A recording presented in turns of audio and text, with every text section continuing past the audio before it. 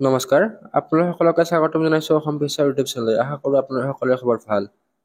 তো এই ভিডিঅ'টো যিসকলে 2025ত BSc নাৰ্ছিং বি ফাৰ্ম বা পেৰামেডিকেল কৰ্চত এডমিশ্যন ল'ব সেইসকলৰ কাৰণে ইম্পৰ্টেণ্ট হয়। তো Srimanta Sankardev university of health science চমুকৈ SSUHS বুলি জনা যায়।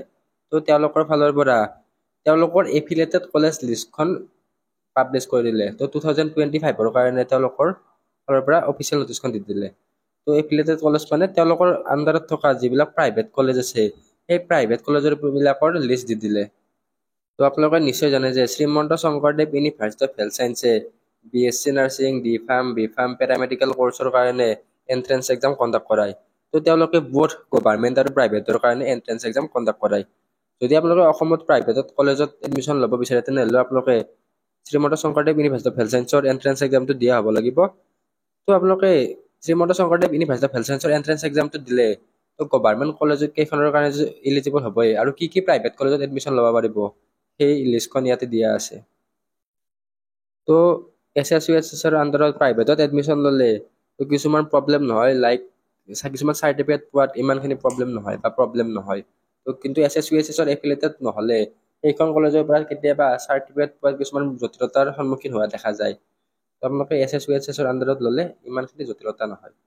তো এই নটিচখনৰ লিংক বা ইয়াৰে যিটো লিষ্ট আছে সেইটো আমাৰ ভিডিঅ' ডেছক্ৰিপশ্যনত লিংকটো দি দিম। ডাউনলোড লিষ্ট বুলি লিংক এটা দিয়া থাকিব বা কমেণ্ট বক্সতো লিষ্ট দিয়া থাকিব। তো তাৰে পৰা ডাইৰেক্টলি ৱেবছাইটত আহি কিনে ডাউনলোড কৰিব পাৰিব। তো এই নটিচখন যিখন আছে এইখন নিউজ পেপাৰত পাব্লিছ কৰিছে, অসমীয়া প্ৰতিদিন, তাৰপিছত আছাম ট্ৰিবিউন আৰু দ্য দৈনিক আছাম, তো এনেকুৱা নিউজ পেপাৰত পাব্লিছ কৰিছে। তো ইয়াতে টোটেল 63খন কলেজৰ লিষ্ট দি দিছে আৰু কি কৰ্চ আছে এই সকলোবিলাক মেনশ্যন কৰি দিছে। আপোনালোকে ৱেবছাইটৰ এইটো পষ্টত অহাৰ পিছত এনেকুৱা ধৰণে আহিব। তো তলৰ ফালে স্ক্ৰল ডাউন কৰাৰ পিছত ইয়াতে ডাউনলোড লিষ্ট বুলি এটা অপশ্যন আছে। তো ডাউনলোড লিষ্টত ক্লিক কৰিলে লিষ্টখন ডাউনলোড কৰিব পাৰিব। আৰু ইয়াতে সকলোবিলাক ডিটেইলছ অলৰেডি ইয়াতে দিয়াও আছে, তো আপোনালোকে তাৰ পৰা চাই ল'ব পাৰিব।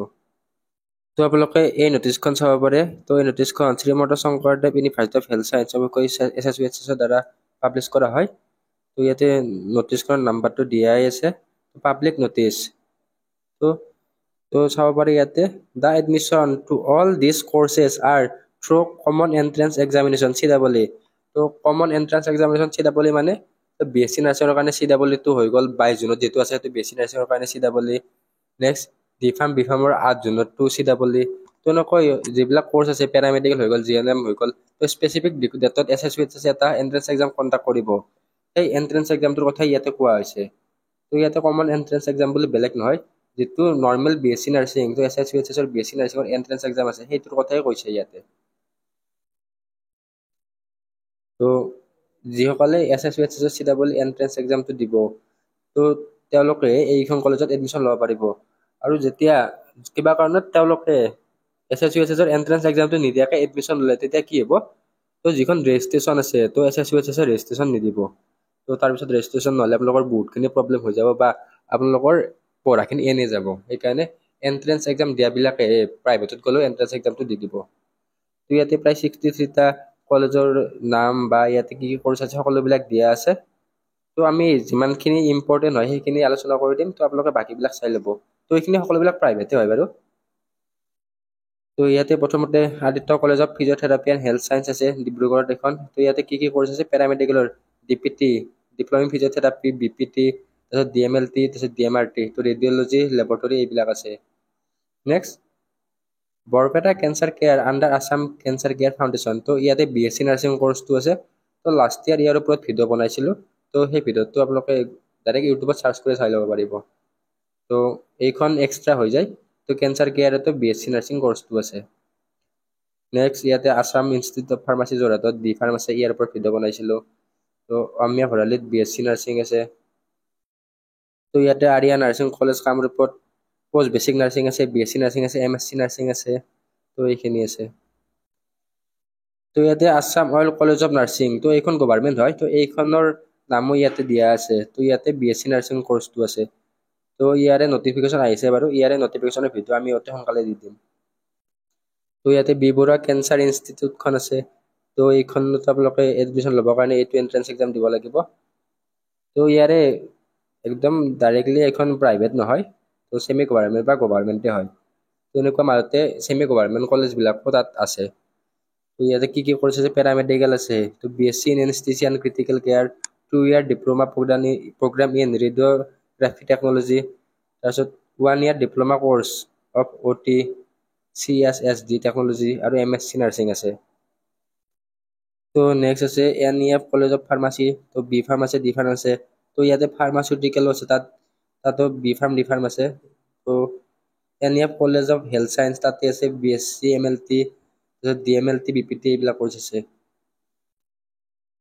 নেক্সট ইয়াতে Rahman institute of nursing and paramedical আছে, তাত DMLT আছে, MSc nursing post basic BSc nursing আছে। Next Rahman hospital college of nursing Guwahati, তাতে BSc নাৰ্ছিং আছে। Next Rahman institute of pharmaceutical science Guwahati, ইয়াতে বি ফাৰ্ম ডি ফাৰ্ম আছে। তো যদি আপোনালোকে ৰহমান ইনষ্টিটিউট অফ ফাৰ্মাচিউটিকেল চায়েন্সত বি ফাৰ্ম ডি ফাৰ্মত এডমিশ্যন ল'ব বিচাৰে তেনেহ'লে এডমিশ্যন ল'ব পাৰিব। তো ইয়াতে ডিছপ্লেত আৰু ডেছক্ৰিপশ্যনত হোৱাটছআপ নম্বৰ দিয়া আছে, তো আপোনালোকে হোৱাটছআপত কণ্টেক্ট কৰি ডিটেইলছবিলাক লৈ ল'ব পাৰিব। আৰু অসম ফিচাৰত ছুটি ল'লে আপোনালোকক এটা ডিছকাউণ্ট দিয়া হ'ব। তো ইয়াতে এডমিশ্যন ডিটেইলছ সকলোবিলাক আপোনালোকক হোৱাটছআপতে প্ৰভাইড কৰা হ'ব। তো আপোনালোকে হোৱাটছএপত জনাই দিব যে প্ৰাইভেট কলেজত বি ফাৰ্ম এডমিশ্যন ল'ব বুলি কৈ দিব, তো তাৰপিছত আপোনালোকক ডিটেইলছখিনি দি দিয়া হ'ব। তো ইয়াৰে চিট বুকিং হৈ আছে, তো আপোনালোকে চিট বুকিংকেইটা সোনকালে কৰি ল'ব। তো ইয়াৰ কাৰণে আপোনালোকে SSC বি ফাৰ্ম ডি ফাৰ্মৰ এণ্ট্ৰেন্স এক্সামটো দিয়াটো কম্পালচৰি হয়। নেক্সট শ্ৰী শংকৰদেৱ নেত্ৰালয়া গুৱাহাটী, তাত আছে BSc অপ্ট'মেট্ৰি আৰু MSc অপ্ট'মেট্ৰি কোৰ্চ। তো ইয়াতে টোটেল 63খন কলেজ আছে আৰু কোৰ্চবিলাক আছে। তো আপোনালোকে এই লিষ্টখন আমাৰ ৱেবছাইটৰ পৰা ডাউনলোড কৰিব পাৰিব। তো গোটেইবিলাক কলেজৰ লিষ্টটো পঢ়ি কিনে কি কোৰ্চ আছে জনাই দিলে ভিডিঅ'টো বহুত লং হৈ যাব। তো আপোনালোকে চাই ল'ব। আৰু আমি ইয়াৰ পৰা কি কলেজত ডি ফাৰ্ম বি ফাৰ্ম আছে বা BSc নাৰ্ছিং আছে সেইটো এক্সট্ৰেক্ট কৰি আপোনালোকক জনাই দিম। তো আপোনালোকে আমাৰ হোৱাটছআপ গ্ৰুপ আৰু টেলিগ্ৰাম গ্ৰুপত জইন হৈ ল'ব। তো যদি আপোনালোকে BSc নাৰ্ছিঙৰ এণ্ট্ৰেন্স এক্সাম দিম বুলি ভাবিছে আমৰ এই বুকখিনি লৈ ল'ব পাৰিব, লিংক ডেছক্ৰিপশ্যনত দিয়া থাকিব। বাকী আপোনালোকে প্ৰাইভেটত B pharm D pharm admission ল'ব খুজিলে আমাৰ লগত কণ্টেক্ট কৰিব পাৰে। তো আমি আপোনালোকক চিট পোৱাত প্ৰাইভেটত হেল্প কৰি দিম। আৰু তো আমি ইউটিউবত গভৰ্ণমেণ্টৰ কাৰণে ইউটিউবত ভিডিঅ'বিলাক দিয়ে থাকোঁ। আপোনালোকে ভিডিঅ'বিলাক চাব পাৰিব আৰু চেনেলটো ছাবস্ক্ৰাইব কৰি দিব। ধন্যবাদ।